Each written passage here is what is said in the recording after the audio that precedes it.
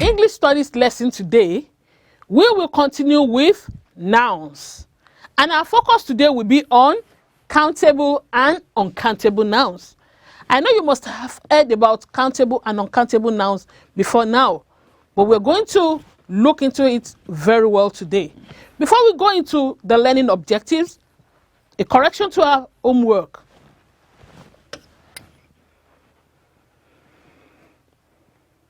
Yes. In our last lesson, you were asked to give examples of collective nouns. Yes, collective nouns. And I have some here. I know you might have something different from this, but we said you should give examples of collective nouns different from what was discussed in the class.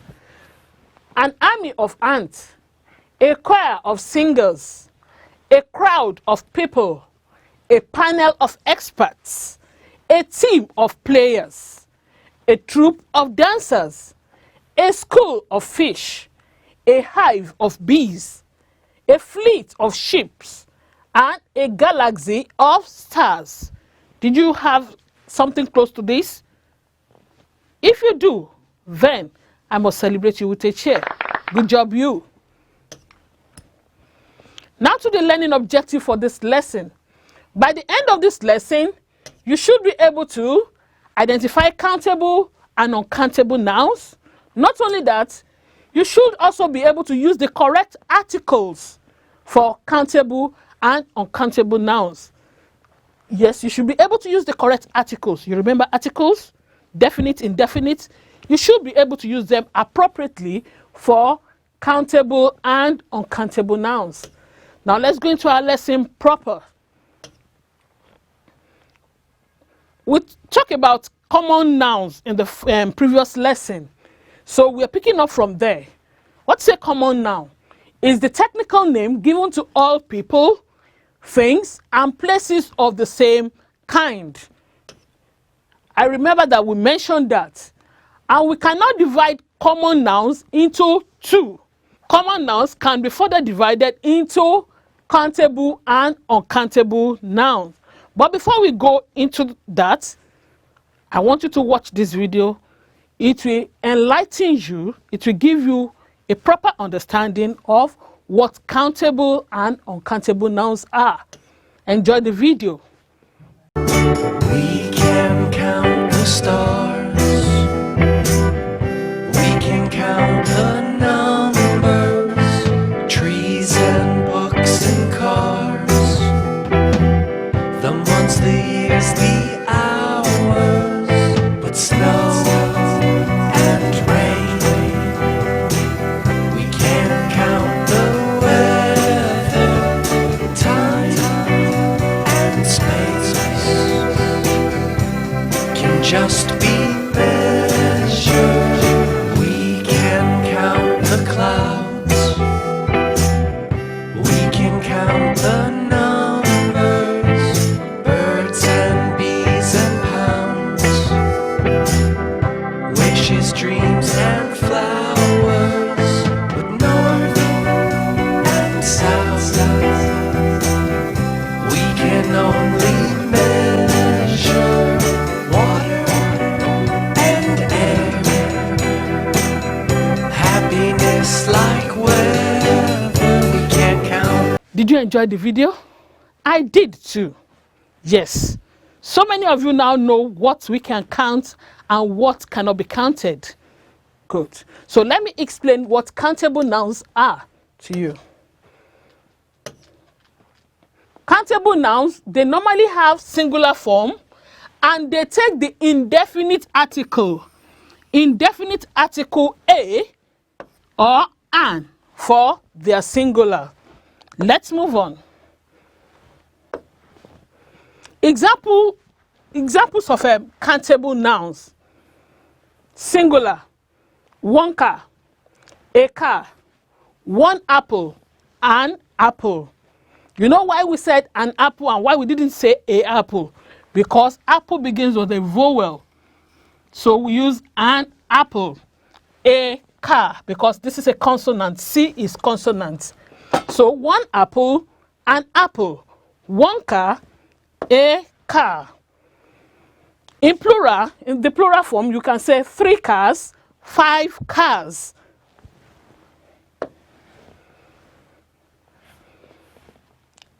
Let's look at countable nouns and the use of indefinite articles. Countable nouns and the use of indefinite articles. We use the indefinite article A with countable nouns. How do we do that? When the first letter of such noun is a consonant, I just said that. When the first letter of the noun is a consonant, we use A. Example, 1 book or a book, 1 chair or a chair, 1 car or a car, 1 spoon or a spoon, because all those nouns start with consonants. When the first letter of a word is a vowel, which sounds like a consonant, we use A as well. For example, the word union does not take an because it is pronounced as union. It is pronounced as what? Union. So we cannot say an union. So we use a union. Other examples include a uniform, a university, a universal. I believe you understood that. When the first letter is a vowel, and that vowel sounds like a consonant, like union, uniform, university, you use A, you don't use N.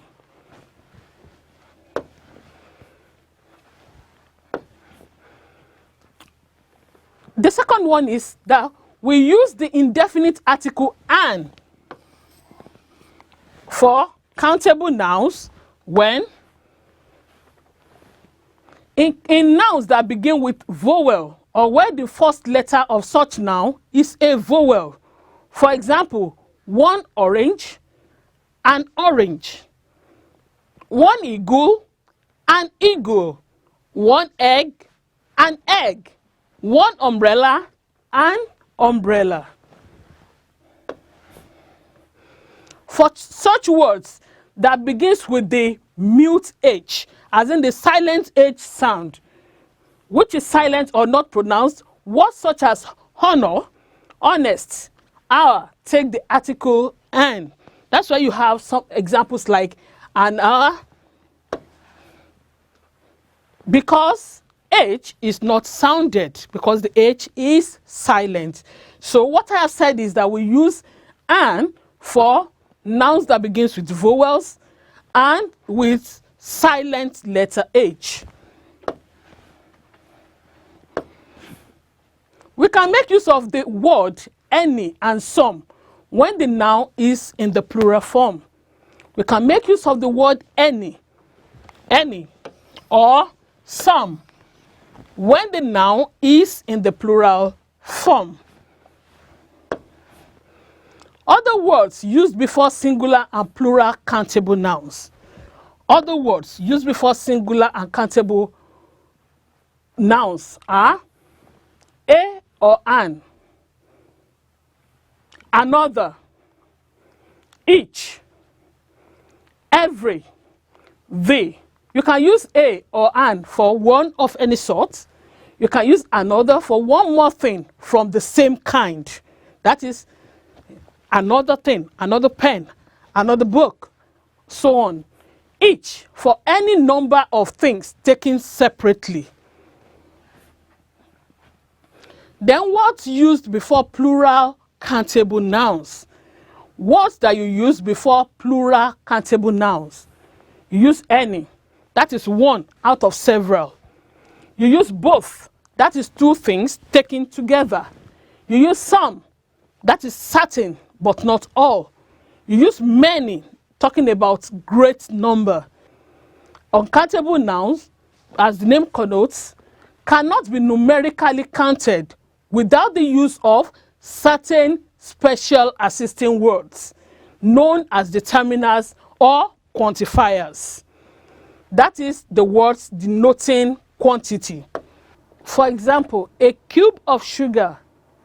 Then, in the plural form, we express it as cubes of sugar. A bag of rice. Bags of rice. A loaf of bread. The plural form will be loaves of bread. For every small quantities or very brief occurrence of an uncountable noun, we use certain special assisting words for counting them. For every small quantity or very brief or brief occurrence of an uncountable noun, what do we use? We use certain special assisting words for counting them. For example, a beam of light, a beam of light, a breath of air, a breath of air, a drop or shower of rain, a drop of water, a grain or pinch of salt, or sand or sugar. You can use a grain or pinch of salt, a pinch of salt, a pinch of sand, a pinch of sugar. Uncountable nouns and the use of definite articles. Let's look at uncountable nouns and the use of definite article. The definite article the, the, the definite article the can also be used before uncountable nouns. For example, the money, the petrol, the water, the air, the sun, and so on. Apart from the, we can as well use words such as a little, less, a large quantity of, much with uncountable nouns. It's evaluation time. Let's check how attentive you have been in the course of the lesson. Remember, we learned the countable, the uncountable nouns, and how we can use them with definite and indefinite articles. Choose the word or group of words that best complete each sentence.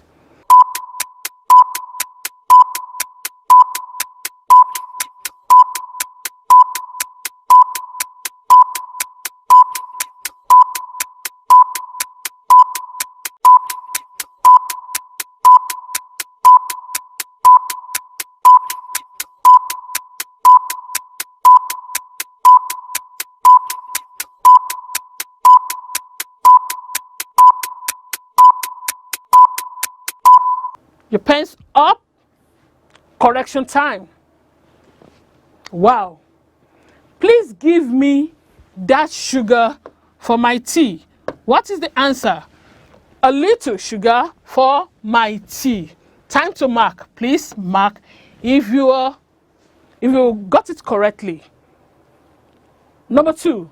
Remy and Femi, that said they came first in the race. Both. The answer is both. Remy and Femi both said they came first in the race. I got it, so have marked mine. So please do the same. Number 3. Dash is not enough for me to learn. Dash is not enough for me to learn. Anna is the answer. Was that what you wrote? Then good job you. Number 4. This bag is bad. May I have another, please? Another is the answer. May I have another, please? And number 5. May I taste your drink? I will only take a sip. I said it before, a sip of Good Life Magic Juice. Yes, I will only take a sip of it. Did you get the 5 correctly? Then, I don't have any other choice than to celebrate you with a chair. Well done.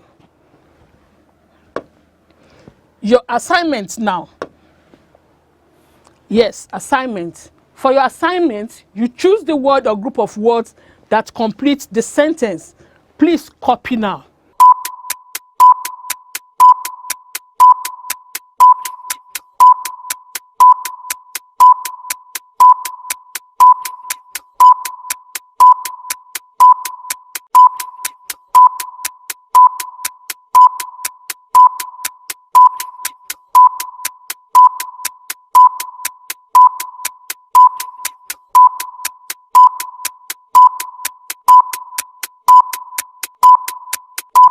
We have come to the end of the English Studies lesson for today. You know, Auntie will always be happy with any child that takes the assignment very seriously. Thank you. Well done, because I believe you're going to do it. It's time to hand you over to the mathematician now for the mathematics lesson. Well done, pupils. I am proud of you.